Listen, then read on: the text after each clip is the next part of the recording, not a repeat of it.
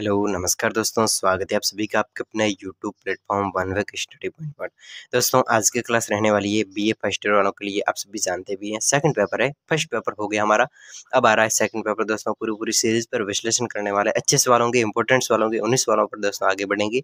आप दोस्तों जुड़ जाइए और अंत तक बने रहिए। जो भी इंपॉर्टेंट सवाल होंगे उन्हीं को दोस्तों आपके सामने ऑनलाइन पेश करवाया जा रहा है, तो आप दोस्तों बने रहें। तो चलिए दोस्तों अति लघुतरात्मक प्रश्नों की ओर हम आगे बढ़ चुके हैं। दोस्तों अति लघुतरात्मक प्रश्न वैसे छोटे छोटे प्रश्न इस सीरीज के पीछे वाले 2 प्रश्नों में दे रखे हैं, तो जो भी इंपॉर्टेंट्स वाले वही दे रखे हैं दोस्तों, नो डाउट एग्जाम में सवाल आ सकता है। ठीक है, अब इसके बाद में हम देखेंगे निबंधात्मक प्रश्नों पर दोस्तों बारी बारी से, लघुतरात्मक प्रश्नों पर बारी बारी से हर प्रत्येक सवाल पर अध्ययन करेंगे दोस्तों। एक क्लास में दोस्तों जो भी बड़ा प्रश्न होगा निबंधात्मक, तो वो एक ही क्लास में एक ही प्रश्न हो पाएगा दोस्तों। 2 शेयर करने जाएंगे तो क्लास बड़ी लंबी हो जाएगी। ठीक है, तो दोस्तों आज की क्लास केवल और केवल अति लघुतरात्मक प्रश्न और जो भी इंपॉर्टेंट है दोस्तों आपके लिए उपयोगी है। तो पहला सवाल है कि गुंडा कहानी के नायक का नाम बताइए। गुंडा कहानी है तो वो किसके द्वारा, इसका नायक यानी इसका हीरो कौन है, ये किसके द्वारा बनेगी, तो इसका नाम बताना है। तो गुंडा कहानी के नायक का नाम है दोस्तों ये कन्हकू सिंह। किसके द्वारा? कन्हकू सिंह के द्वारा ये गुंडा कहानी लिखी गई। ठीक है, फिर हल्कू किस कहानी का पात्र है? हल्कू के बारे में दोस्तों, हल्कू नामक ये कवि है, तो किस कहानी का पात्र है दोस्तों हल्कू? ये कवि नहीं है, हल्कू एक पात्र है, यानी कविता में एक कवि के रूप में पेश हुआ है। तो ये हल्कू प्रेमचंद की पूस की रात, प्रेमचंद की पूस की रात कहानी का ये पात्र है। जो हल्कू है ना, हल्कू प्रेमचंद की पूछ की कहानी का एक पात्र है।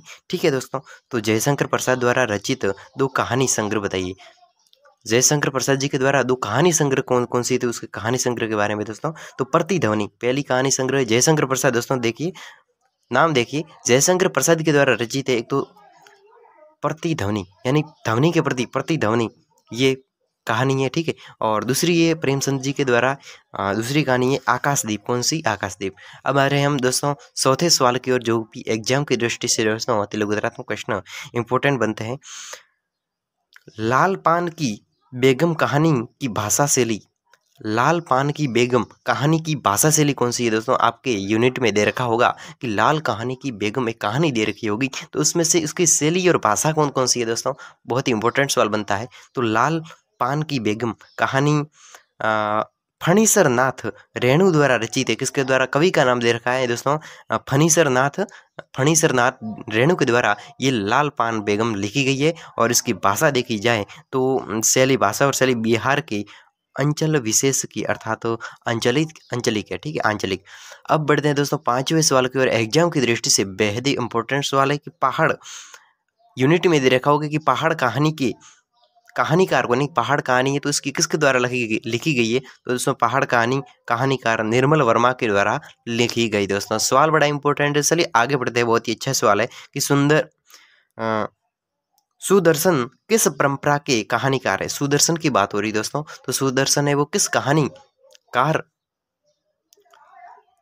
किस परंपरा के कहानीकार है सुदर्शन? तो ये प्रेमचंद परंपरा के कहानीकार है। सुदर्शन भी एक कहानी रचते थे, तो ये प्रेमचंद जी के काल में रचा करते थे। ठीक है, तो दोस्तों 7वें सवाल की ओर आगे बढ़ते हैं। बहुत ही अच्छा सवाल, इंपॉर्टेंट सवाल है कि मार्कंडेय द्वारा रचित 2 कहानी संग्रह, मार्कंडेय के द्वारा रचित 2 कहानी, ये कवि बोल दो इसको दोस्तों, कवि मार्कंडेय के द्वारा रचित कहानियां कौन सी है? कवि होगा, कविता लिखी है। ठीक, कहानियां लिखी। ठीक है, तो महुए का पेड़, पहली तो कहानी है महुए का पेड़। ठीक है, दूसरा है हंसा जाई अकेला। तो ये दोस्तों 2 कहानियां लिखी गई मार्कंडेय के द्वारा। ठीक है, अब आधुनिक बौद्ध व टूटते सामाजिक मूल्यों को चित्रित करने वाले मोहन राकेश की 2 कहानी संग्रह। आधुनिक बौद्ध को टूटते सामाजिक मूल्यों को चित्रित करने वाले मोहन राकेश की 2 कहानियों संग्रह को बताइए।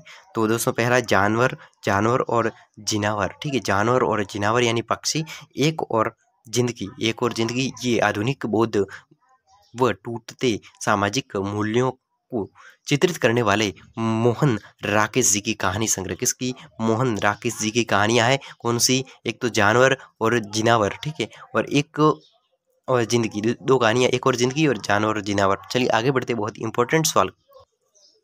नौवां सवाल है दोस्तों 2016 के एग्जाम में पूछा जा चुका, आप देख रहे हैं। सवाल क्या है कि पूस की रात कहानी का भाव बताइए। दोस्तों पूस की रात कहानी का भाव बताना है। तो पूस की रात कहानी का भाव शोषित किसानों की व्यवस्था, शोषित किसानों का जब शोषण होता है तो शोषित किसानों का शोषित किसानों की व्यवस्था और ऋणग्रस्तता व सामाजिक विषमता आदि यथार्थ वर्णन करना है। तो दूसरा सवाल है कि गुंडा कहानी के नायक, दोस्तों गुंडा कहानी किसके द्वारा लिखी गई थी? तो इसके नायक है दोस्तों ठाकुर नाकू सिंह। हमने अभी पढ़ा कि गुंडा कहानी के रचयिता कौन है, नायक कौन है, हीरो कौन है, तो ये है ठाकुर नाकू सिंह। किसके द्वारा रची गई गुंडा कहानी? ठाकुर नाकू सिंह के द्वारा रची गई। इसके चरित्र की प्रमुख विशेषता है, पहली तो है निराश प्रेमी। पहली विशेषता गुंडा कहानी की पहली विशेषता है एक तो निराश प्रेमी इसमें वर्णित है। फिर है जुआरी, ठीक है। तीसरा है कला प्रेमी, यहाँ पर क्या कला प्रेमी है। और साहसी, ये भी इसका विशेषता है। और निर्भीक यानी कि बिना भय के निर्भीक। आन मान शान का निर्वाह आदि इस गुंडा कहानी के नायक की विशेषता है। दोस्तों किसके द्वारा? ठाकुर नाकू सिंह। आन बान शान की निर्वाहक है ये कहानी, गुंडा कहानी। फिर आगे बढ़ते हैं। पासे पा पाजिश कहानी का मूल भाव प्रतिपाद क्या है? दोस्तों प्रतिपाद क्या है? सवाल एग्जाम में पूछा गया कि ये पाजिब कहानी है तो इसका मूल भाव, पाजिब कहानी का मूल भाव प्रतिपाद क्या है? दोस्तों तो पाजिब कहानी जैनेन्द्र द्वारा रचित मनोवैज्ञानिक कहानी। कैसी है दोस्तों? मनोवैज्ञानिक कहानी है। किसके द्वारा? जैनेन्द्र के द्वारा रचित है, कवि जैनेन्द्र के द्वारा ये पाजिब कहानी लिखी गई है। और इसका मूल भाव यानी कि ये जो पाजिब कहानी है ये जैनेन्द्र के द्वारा तो रचित है, मनोवैज्ञानिक ये जैनेन्द्र के द्वारा तो रचित है। दोस्तों इस कवि का नाम याद रखिए, एक पाजिब कहानी जैनेन्द्र के द्वारा रचित है। और इसका मूल भाव है वो बालकों में अपराध प्रवृत्ति को रोकने के लिए भय एवं त्रास की अपेक्षा उसके प्रति स्नेह और करुणा रखना आवश्यक है। तो चलिए दोस्तों आगे बढ़ते 12वें सवाल की ओर। बहुत ही बड़ा इंपॉर्टेंट सवाल बनता है। क्या है सवाल कि पर्दा कहानी किस भाषा में लिखी गई? पर्दा कहानी दोस्तों क्लास 10th की बात करें तो 9th में या फिर 10th में दोस्तों ये इस पर्दा कहानी के बारे में मेरे ख्याल से दोस्तों 9th क्लास में ये पर्दा कहानी दे रखी है। और इसके रचयिता की बात करें तो ये प्रेमचंद सिंह के द्वारा रची गई है, ठीक है। पर्दा कहानी की भाषा शैली सरल है, कैसी सरल भाषा शैली है। और पात्रानुकूल हिंदी के तद्भव अरबी फारसी के शब्दों में मिश्रित है। तो दोस्तों चलिए 13वें सवाल की ओर आगे बढ़ते हैं। सवाल क्या है? बहुत ही बड़ा इंपॉर्टेंट सवाल लगता है। क्या है कि कमलेश्वर द्वारा रचित दो कहानियाँ, कवि कमलेश्वर के द्वारा। तो एक तो है खोई हुई दिशाएं, कौन सी? खोई हुई दिशाएं। और कस्बे का आदमी, कस्बे का आदमी, ये कमलेश्वर के द्वारा रची गई क्या है? कविताएं है, ठीक है, कहानियाँ है, सॉरी कहानियाँ। अमृतसर आ गया है कहानी का भाषिक संरचना। दोस्तों इतना इम्पोर्टेंट नहीं फिर भी अमृतसर आ गया है कहानी में भीष्म साहसी ने पत्रानुसार हिंदी, उर्दू, पंजाबी आदि भाषाओं के शब्दों का प्रयोग किया है, ठीक है। एक और दिल्ली में एक और दोस्तों 15वां सवाल है कि दिल्ली में एक मौत कहानी की भाषा, दिल्ली में एक मौत कहानी की भाषा। दोस्तों तो ये दिल्ली में एक मौत कमलेश्वर के द्वारा रचित कहानी, किसके द्वारा? एक मौत, ये कहानी है ना, एक मौत कहानी। दोस्तों ध्यान रखना, ये एक मौत कहानी कमलेश्वर के द्वारा रचित कहानी है। इसकी भाषा खड़ी बोली, कौन सी भाषा दोस्तों? हिंदी भाषा की। ये दिल्ली में एक मौत कहानी क्या रचिता कौन है? कमलेश्वर, कवि कमलेश्वर, ठीक है। और इसकी भाषा देखी जाए तो दोस्तों कमलेश्वर भाषा, सॉरी खड़ी बोली भाषा में लिखा गया है, ठीक है। तो रोज कहानी का नायिका कौन सी? दोस्तों रोज कहानी नाम सुना होगा आपने यूनिट में कि रोज कहानी का नायिका, दोस्तों नायिका इसकी है तो नायिका है मालती नायिका के द्वारा ये रचा गया। कौन सा? रोज कहानी है वो मालती नायिका के द्वारा लिखी गई। चलिए आगे बढ़ते हैं 17वें सवाल की ओर कि लाल पान की बेगम कहानी की विशेषता, लाल पान की बेगम कहानी की विशेषताएं कौन कौन सी है? तो लाल पान की बेगम फणीश्वर नाथ रेणु द्वारा लिखित अंजलित कहानी। कौन सा? दोस्तों ये देखिए, लाल पान की बेगम कहानी की विशेषता लिखनी है तो लाल पान की बेगम फणीश्वर रेणु के द्वारा रचित है। कवि का नाम दोस्तों बता दिया इसने कि लाल पान की बेगम कहानी की रचयिता फणीश्वर नाथ रेणु, किसके द्वारा लिखी गई? फणीश्वर नाथ रेणु के द्वारा लिखी गई, ठीक है। फिर अंचलित कहानी है यानी कि रची गई कहानी है। इसमें सामाजिक आर्थिक दशा का चित्रण, सामाजिक आर्थिक, दोस्तों लाल पान की बेगम इसमें क्या सामाजिक और आर्थिक, सामाजिक यानी समाज से जुड़ी हुई, आर्थिक यानी धन व्यवस्था से जुड़ी हुई जो दशा होती है तो उसका चित्रण। फिर लोकाचार का प्रयोग तथा मेल मेल नाच आदि का वर्णन हुआ है, यानी कि लोका भाव का, लोकाचार का, लोगों के प्रति आचार व्यवहार का जो भाव है तो इस लाल पान की बेगम कहानी में रचित है। साथ ही साथ में सामाजिक और आर्थिक दशा का भी वर्णन हमें मिलता है। चलिए दोस्तों 18वें सवाल की ओर की जयशंकर प्रसाद द्वारा प्रकाशित चार कहानी संग्रह के नाम लिखिए। जयशंकर प्रसाद जी के द्वारा दोस्तों जो कहानी है प्रकाशित चार कहानी संग्रहों के नाम। दोस्तों जयशंकर प्रसाद की कहानियों के बारे में तो आपने बहुत सारे नाम भी जानते होंगे, फिर भी देख लेते हैं कि जयशंकर प्रसाद द्वारा प्रकाशित कहानी संग्रह दोस्तों साया, आपने सुना होगा कि साया कहानी बहुत बार आती है एग्जाम में क्या पाठ्य पुस्तकों में आती रहती है। फिर प्रतिध्वनि, ये भी दोस्तों क्लास 10th में दे रखी है कहानी है एक जयशंकर प्रसाद के द्वारा लिखी गई है दोस्तों। आकाशदीप, आंधी, इंद्रजाल, ये किसके द्वारा रची गई है? जयशंकर प्रसाद जी के द्वारा रची गई है। फिर फूस की रात कहानी में निरूपित किसान जीवन का संघर्ष। फूस की रात, कौन सी रात? फूस की रात कहानी में निरूपित किसान जीवन संघर्ष दोस्तों। तो फूस की रात कहानी का नायक दोस्तों शोषित हल्कू रात दिन अपने खेतों में काम करता है दोस्तों। ये पूस पूस की पूस की रात कहानी का लेखक देखे तो इसका नायक है वो शोषित हल्कू। दोस्तों कौन है? हल्कू है। तो ये दिन रात अपने खेतों में काम करता है, संघर्ष करता है, ठीक है। फिर रखवाली करता है, सर्दी में ठिठुरता है। ये दोस्तों काम करता है वो खेत में ठिठुरता है, ठीक है, ठंड के कारण। फिर भी ऋण मुक्त नहीं हो पाता है दोस्तों। ये फूस की रात में ये दे रखा है कि ये हल्कू नामक व्यक्ति है, वो अपने खेतों में बहुत सारा काम करता है निष्ठुरता से, बहुत ही दोस्तों रखवाली करता है, खेत की निगरानी करता है, फिर भी उसके ऊपर जो ऋण है वो माफ नहीं हो रहा है। तो दोस्तों इसमें ये वर्णित है। दोस्तों हम लोग 20वें सवाल की ओर आगे बढ़ते हैं। बहुत ही अच्छा सवाल, इंपॉर्टेंट सवाल की पाजीब कहानी दोस्तों बार बार आ रही है। पाजीब कहानी का की संवाद योजना, यानी पाजीब कहानी में जो संवाद योजना है, संवाद यानी कि जो भी विषय चल रहा है तो उसमें योजना क्या बनी है तो इसके बारे में। पाजीब कहानी की संवाद योजना नाटकीय गतिशीलता और चरित्रोद्घाटक के गुणों को से पूरित है। तो दोस्तों 21वां सवाल एग्जाम की दृष्टि से बहुत ही इंपॉर्टेंट सवाल बनता है कि पर्दा कहानी, दोस्तों नाम सुना होगा, पर्दा कहानी दूसरी बार आया है कि कहानी में यशपाल का यथार्थवादी दृष्टिकोण, यशपाल जी का यथार्थवादी दृष्टिकोण क्या है तो इसके बारे में लिखना है दोस्तों। तो पर्दा कहानी में यशपाल ने निम्न मध्य वर्ग में प्रचलित दिखावे की प्रवृत्तियां आदि, कामचोरी और सामाजिक विडंबनाओं का यथार्थ चित्रण किया है। 22वां सवाल है कि अज्ञेय की प्रथम कहानी किस पत्रिका में कब छपी थी? अज्ञेय की प्रथम कहानी किस पत्रिका में और कब, किसकी अज्ञेय की बात हो रही है दोस्तों? तो अज्ञेय की प्रथम कहानी दोस्तों सन 1924 में इलाहाबाद से, कहाँ से? सन 1924 में इलाहाबाद से अजैब की जो प्रथम कहानी है वो अज्ञेय, अजैब नहीं, अज्ञेय की प्रथम कहानी इलाहाबाद से 1924 में सेवा नामक स्काउट पत्रिका में सभी, कौन सी? सेवा नामक स्काउट पत्रिका में सभी थी। दोस्तों 23वें सवाल की इंपॉर्टेंट सवाल की ओर आगे बढ़ते हैं कि फणीश्वर, दोस्तों कवि फणीश्वर नाथ रेणु द्वारा लिखित चार कहानियों के नाम लिखने। दोस्तों 2015 के एग्जाम में सवाल पूछा भी गया है कि रेणु के द्वारा 5 जो संग्रहित कहानियां लिखी गई है, नाम याद रखना, फणीश्वर नाथ रेणु के द्वारा रचित है। कौन कौन सी है? सवदिया, आदिम रात्रि की महक, सवदिया, आदिम रात्रि की महक, ठुमरी, ठुमरी, तीसरी कसम, दोस्तों ठुमरी, तीसरी कसम और रसप्रिया। आदिम रात्रि की महक एक कहानी, दूसरी कहानी है ठुमरी, ये दूसरी कहानी है। फिर तीसरी कहानी है दोस्तों तीसरी कसम, फिर रसप्रिया। ये फणीश्वर नाथ रेणु के द्वारा रचित कहानियों के नाम है।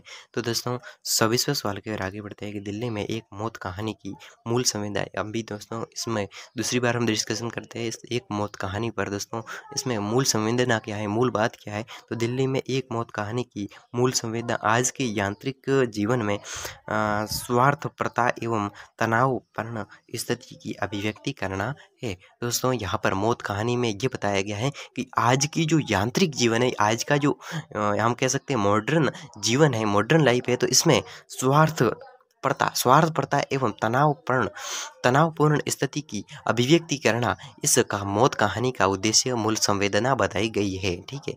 फिर दोस्तों 25वां सवाल है कि रोज कहानी की मालती की मानसिक स्थिति का रोज कहानी है तो इसमें मालती की जो मानसिक स्थिति, यहाँ पर रोज कहानी के अंदर मालती, कवि मालती के द्वारा ये रोज कहानी लिखी गई। तो यहाँ पर मालती की जो मानसिक स्थिति, मन की स्थिति, उसके बारे में लिखना है।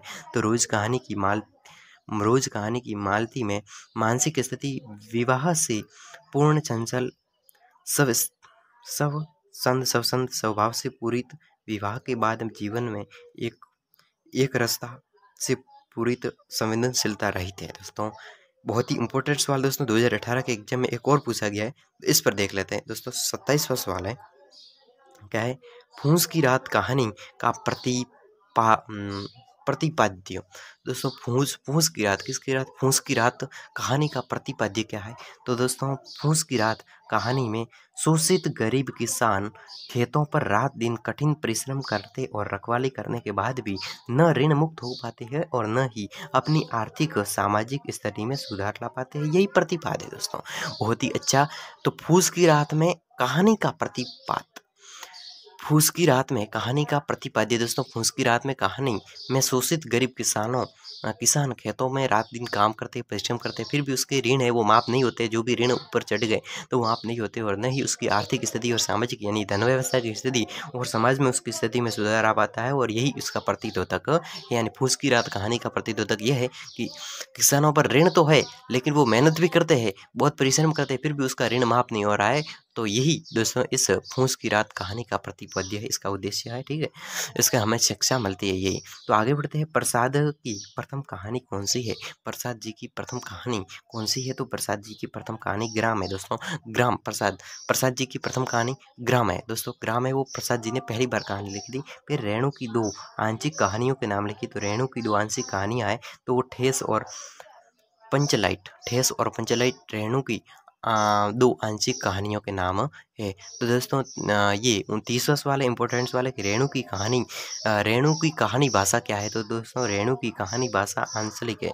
कैसी है? आंचलिक। रेणु की कहानी भाषा कैसी है? आंचलिक है। ठीक है।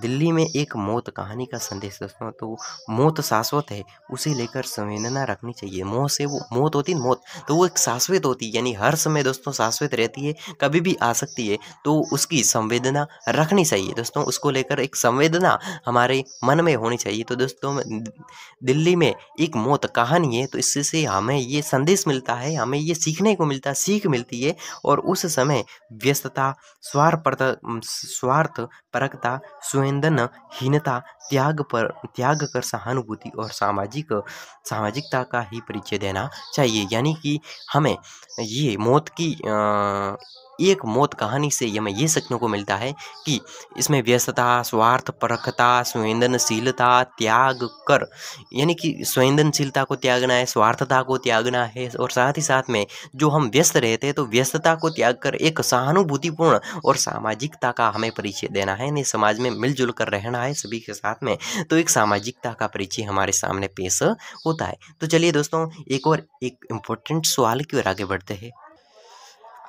दोस्तों 2016 के एग्जाम में सवाल पूछा जा चुका है कि नहकू सिंह किसके पुत्र थे? दोस्तों इतना भी इम्पोर्टेंट नहीं है लेकिन फिर भी देख लेते हैं। तो ये निरंजन सिंह के पुत्र थे नहकू सिंह। चलो कोई बात नहीं दोस्तों, इस पर ध्यान नहीं देना, इतना भी इम्पोर्टेंट दोस्तों ये पुत्रों के बारे में तो नहीं पूछेगा, वैसे कोई इतिहास वगैरह तो है नहीं। फिर गुंडा कहानी में नहकू सिंह को गुंडा कहना किसका उचित है? कहाँ तक उचित है? यानी कि गुंडा कहानी है तो गुंडा कहानी नहकू सिंह के द्वारा लिखी गई, तो नहकू सिंह को हम गुंडा कब तक कह सकते हैं, कब तक कहना उचित है हमारे लिए, तो उसके बारे में दोस्तों लिखना है। तो नहकू सिंह को गुंडा कहना उचित नहीं है क्योंकि गुंडा कहे जाने वाले व्यक्ति की परिधि में उसके कार्य नहीं आते। दोस्तों जो व्यक्ति गुंडा कहलाता है तो उसकी जो परिधि होती है उसमें कोई उसके कार्य नहीं आते, उसके कारनामे आते हैं। ठीक है, वह उदार संयमी दोस्तों, वह कौन थे? वह कौन? ये नहकू सिंह ने गुंडा कहानी तो लिखी है लेकिन इसकी वो कौन कैसे व्यक्ति थे? एक उदार व्यक्ति थे, संयमी थे दोस्तों। ठीक है, फिर एक चरित्रवान थे दोस्तों, एक बहुत ही अच्छे चरित्रवान व्यक्ति थे, प्रेमी हृदय वाला व्यक्ति था, इसलिए हम इसको गुंडा नहीं कह सकते। और वो एक गुंडे वो होते जो एक परिधि से अपने परिधि वाले कार्य नहीं करते, यानी कि हमारे भाई ये एक धंधा है फिर इसी धंधे को करते हैं, यानी इसी क्षेत्र में धंधे को करते हैं, वो एक सीधा साधा व्यक्ति होता है। लेकिन जो गुंडे व्यक्ति होते हैं उसकी कार्य करने की जो कोई भी परिधि नहीं होती, वो कभी कभार कितना भी बड़ा कार्य कर सकता है और कभी कभी करता ही नहीं। यानी कि हम कह सकता है कि जो गुंडे व्यक्ति होते हैं यानी कि गुंडे कहे जाने वाले व्यक्ति की परिधि में उसके कार्य नहीं आते, यानी कि उसके परिधि होती है ना, उसमें उसके कार्य नहीं आते, उसके बाहर भी हो सकते हैं, अंदर भी हो सकते हैं, कैसे भी हो सकते हैं। ओके, तो दोस्तों एक और सवाल है, 2017 के एग्जाम में पूछा गया सवाल है कि फूस की रात कहानी के नामकरण की सार्थकता बताइए। अब फूस की रात कहानी है तो इसका नामकरण, इस फूस की रात कहानी का नामकरण हुआ था, तो इससे सार्थकता क्या बनती है, तो सार्थकता के बारे में दोस्तों लिखना है। सवाल पूछा जा सकता है कि फूस की रात नामकरण एक काल व घटना का व्यस्क है दोस्तों, व्यंजक है, ठीक है। तो फूस की रात नामकरण एक काल और घटना, फूस की रात का मतलब एक काल, एक समय और एक घटना दोस्तों, एक घटना और एक समय, एक काल और एक घटना। फूस की रात में ठंड से रोती हालकू दुर्गति का वर्णन है दोस्तों। अगर आपने इस सिलेबस के बारे में दोस्तों कुछ सेलेबस नाम की बीमारी को अगर आपने पढ़ा है तो दोस्तों इस सेलेबस नाम की बीमारी से आप जरूर अवगत होंगे और इस सवाल के बारे में जानते होंगे। यानी कि फूस की रात कहानी है तो इसकी सार्थकता किस प्रकार है, तो इसमें एक घटना बताइए, तो एक फूस की रात घटना है तो वो काल और घटना दोनों का वर्णन करती है। और फूस की रात में ठंड से रोती हुई हल्कू नामक एक पात्र है तो इसकी दुर्गति का वर्णन है वो किया गया है, ठीक है। तो दोस्तों एक और इम्पोर्टेंट सवाल की ओर सीधे सीधे बढ़ जाते हैं दोस्तों, प्रेमचंद की 3 कहानियां। दोस्तों प्रेमचंद की कहानियां तो बहुत ही इजी और आती रहती है, जैसे कि शतरंज का खिलाड़ी दोस्तों, क्लास 11th या फिर 10th या फिर 11th में ये दोस्तों शतरंज के खिलाड़ी, ये प्रेमचंद की कहानी दे रखी है। अगर आपने दोस्तों नाम तो सुना ही होगा तो याद हो जाएगा। फिर नमक का दारूगा, ये दोस्तों इतना भी ये तो होगा, थोड़ा सेंस में होगा, ठीक है। नमक का दारूगा। फिर पंच परमेश्वर भी किसके द्वारा, प्रेमचंद जी के द्वारा रची गई कहानी है दोस्तों। हल्कू खेत को नील गायों द्वारा नष्ट कर दिए जाने के बाद भी प्रसन्न क्यों था दोस्तों। हल्कू नामक व्यक्ति है, वो खेत को नील गायों के द्वारा नष्ट करा देने के बाद भी एक प्रसन्न क्यों दिखाई दे रहा है। तो दोस्तों 2017 के एग्जाम में पूछा गया कि हल्कू नामक व्यक्ति अपने खेत में गायें सराने के बाद में भी वो खुश है, क्यों है। तो उसने सोच लिया था कि जब सर्दी से तो पिंड छूटा, वो हल्कू नामक व्यक्ति है तो वो ये जानता था, वो उसने ये सोच लिया था कि अब सर्दी से तो पिंड छूटा, खेत पर अब सोना नहीं पड़ेगा, इसलिए वह प्रसन्न हो गया दोस्तों। अब खेत पर सोना यानी कि खेत में कोई धान होगा ही नहीं तो खेत पे क्यों सोएगा, यानी कि खेत में निगरानी के लिए सोता है। तो खेत में अगर नील गायों को सरा दिया, ठीक है, यानी नील गायों के पास में नष्ट करवा दिया, तो खेत में धान नहीं होगा तो खेत पर सोने की जरूरत नहीं पड़ेगी, तो इस बात से वो प्रसन्न था। तो चलिए दोस्तों 41वें सवाल की ओर आगे बढ़ते, बहुत ही अच्छा इंपॉर्टेंट सवाल एग्जाम की दृष्टि से दोस्तों। क्या है सवाल की, मैं कहती हूँ तुम क्यों नहीं खेती छोड़ देते, मैं कहती हूँ तुम क्यों नहीं खेत की छोड़ देते, कथन कहाँ से लिया गया दोस्तों। अगर आपने सिलेबस नाम की बीमारी को पढ़ा है तो आपने जरूर इस सवाल के बारे में जाना होगा। तो यह कथन दोस्तों फूस की रात कहानी से लिया गया। कहाँ से, फूस की रात कहानी दे रखी है जो काल और समय के बीच के समय को बताती है और इसमें एक फल्गु नामक व्यक्ति की व्यथा को बताया गया है। तो इस कहानी में दोस्तों इस कहानी में यह कहा गया है कि मैं कहती हूँ तुम खेती को छोड़ क्यों नहीं देते। तो ये दोस्तों फल्गु की रात नामक कहानी से लिया गया है। यह हल्कू दोस्तों फल्गु आ रहा है, फिर भी हल्कू है, हल्कू के प्रति मुन्नी का कथन है दोस्तों। यहाँ पर पात्र देखे मुन्नी और हल्कू, ठीक है। तो हल्कू के प्रति मुन्नी का दोस्तों क्या कथन है। तो दोस्तों एक और इम्पोर्टेंट सवाल की ओर आगे बढ़ते हैं। क्लास तो बड़ी लंबी हो जाएगी दोस्तों,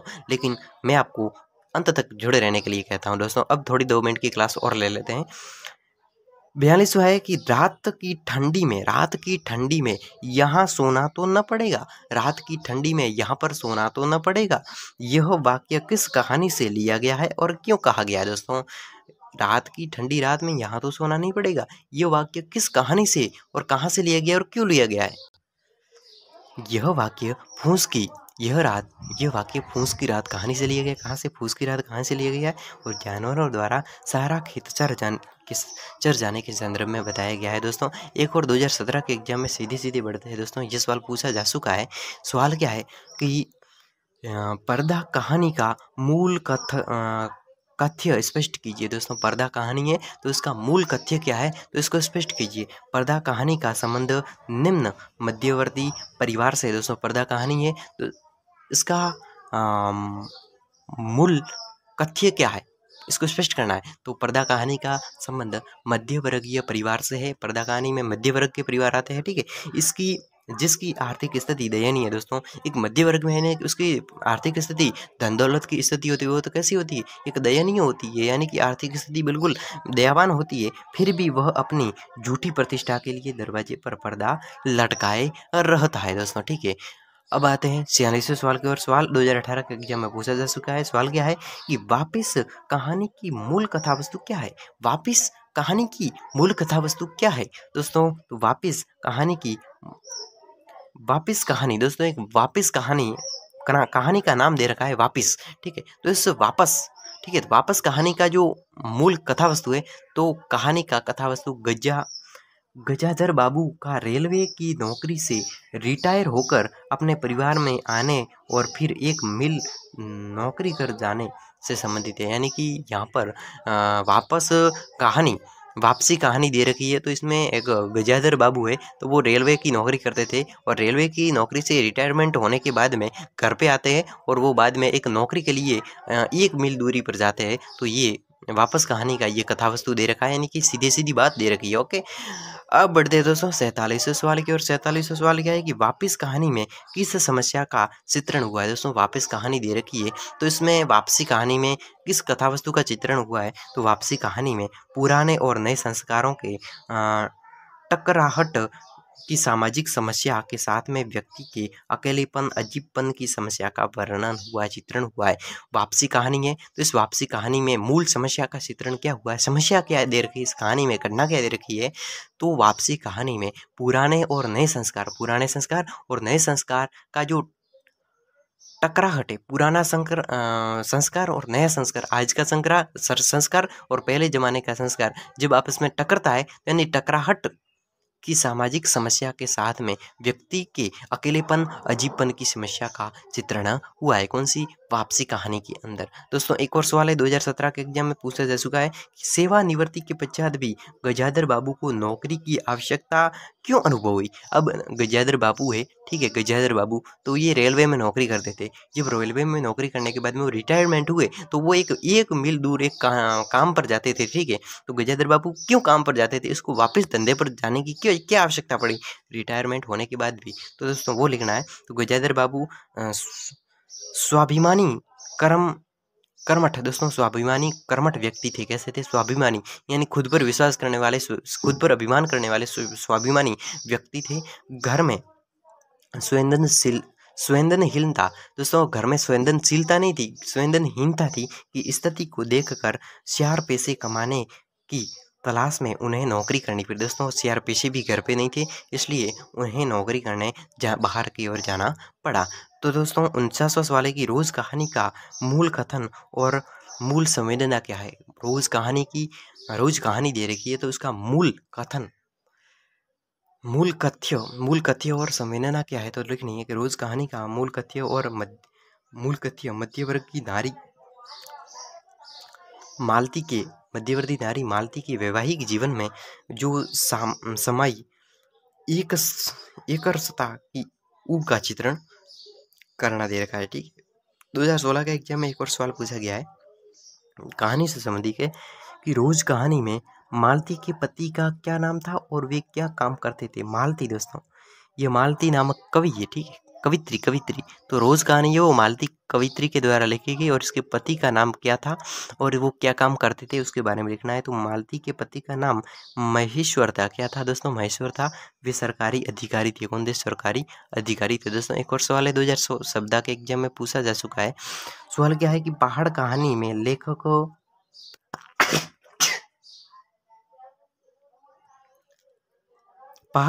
लेखक रहस्यमय चमत्कार किसे मानते हैं। पहाड़ कहानी में लेखक रहस्यमय जो चमत्कार है वो किसे मानते हैं। तो जब सोनी दंपति अपने वैवाहिक जीवन में एक दूसरे को चाहते भी हो, जब सोनी दंपति अपने वैवाहिक जीवन में एक दूसरे को चाहते भी हो, तो ये पहाड़ कहानी में रहस्यमय चमत्कार देखने को मिलता है। दोस्तों एक और सवाल है, इंपॉर्टेंट सवाल है एग्जाम की दृष्टि सवाल पूछा गया दोस्तों, ठीक है। तो इम्पोर्टेंट बनता है, आप जानते भी होंगे कि लाल पान की बेगम कहानी की प्रमुख पात्रों का नामोल्लेख करते हुए रचनाकार का नाम बताइए। जो लाल पान की बेगम है कहानी, तो इसके पात्र कौन-कौन से हैं उसका नाम लिखना है और उसके रचनाकार के नाम लिखना है दोस्तों। तो बिरजू ज बिरजू जंगी चंपिया, बिरजू जंगी चंपिया, बिरजू की माँ फूआ, बिरजू का फूआ, फिर जंगी का जंगी की पतोहू, जंगी की पतोहू आदि। कहानीकार फणेश्वर नाथ रेणु किसके द्वारा, लाल पान की बेगम किसके द्वारा लिखी गई, ये फणेश्वर नाथ रेणु के द्वारा लिखी गई, किसके द्वारा, फणेश्वर। अब दोस्तों आगे बढ़ते हैं 55वें सवाल की ओर कि लाल पान की बेगम कहानी का प्रतिद्योतक बताइए। लाल पान की बेगम कहानी का प्रतिद्योतक बताना है दोस्तों। तो लाल कहानी की बेगम आंचलिक कहानी का उद्देश्य सिमराह के पास में स्थित कुर्मीटोला गांव के जीवन, वहाँ की समय परंपराओं तथा आर्थिक विषमताओं का चित्रण करना है। तो दोस्तों अब हम अगले सवाल पर अगली क्लास में डिस्कशन करेंगे। तो दोस्तों हमने आज की क्लास में जो भी अति लघुत्तरात्मक प्रश्नों में इंपॉर्टेंट सवाल थे तो उन पर डिस्कशन किया। अब हमारी अगली क्लास अगले इंपॉर्टेंट सवालों को लेकर रहेगी। तो दोस्तों आप जुड़ जावे। अगर चैनल पर पहली बार थे तो दोस्तों चैनल को सब्सक्राइब कर लेवे और अपने दोस्तों के साथ में शेयर कर लेवे, ठीक है। अब दोस्तों हम अगली क्लास में निबंधात्मक प्रश्नों पर बात करेंगे और जो भी इंपॉर्टेंट सवाल होंगे। तो दोस्तों ये 1 वीक स्टडी पॉइंट चैनल केवल और केवल दोस्तों बीए वालों के लिए समर्पित है दोस्तों। जेएनयू, वो भी जेएनयू दोस्तों, जो भी इंपॉर्टेंट सवाल होते हैं दोस्तों, जेएनयू बीए फर्स्ट ईयर हो, सेकंड ईयर हो, अगले साल थर्ड ईयर की सीरीज़ों को लेकर दोस्तों आपके सामने क्लासें पेश की जाएगी। सेकंड ईयर की सीरीज ये भी दोस्तों 2024 का न्यू एडिशन होगा तो वही पेश होगी। तो दोस्तों अब मिलते हैं अगली क्लास में अति इम्पोर्टेंट सवाल के लेकर। तो आपके अपने दोस्तों को अनुमति दीजिए, तब तक के लिए बाय बाय।